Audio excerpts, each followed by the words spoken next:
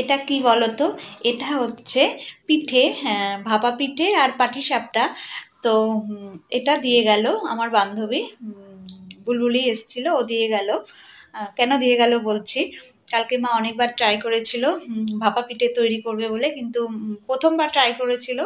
তো হয়নি, শেষ পর্যন্ত হয়নি, মানে মাখাটাই মানে ভুল হয়ে গেছিল, তো করতে পারেনি। তো কালকে আমি ওকে গল্প করেছিলাম, ও বলেছিল ও আমাকে খাওয়াবে।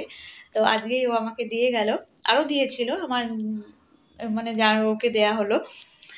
এটা তো আমি এখন খাবো, এখন না খাই পরে খাবো। তো ও এতক্ষণ বসেছিল, চলে গেল। ও থাকলে বেশ মনটা ভালো থাকে, গল্প গুজব করি। এখন চলে গেল, এখন আমি আজকে পুরো ফাঁকা। এখন আমি আমার ফোন নিয়েই ব্যস্ত হয়ে থাকবো, ফোনই দেখবো এখন, কারণ ফাঁকা হয়ে গেল বাড়িটা। আমার জামাইবাবু এসছে, মেয়ে পড়তে এসছে ওই বাড়িতে পিসির কাছে, তো মেয়েকে দিয়ে এখন বসে আছে। একবারে এত ঠান্ডা তো একবারে তাই নিয়ে চলে যাবে। তো এখন আমি আমার কাজ করব।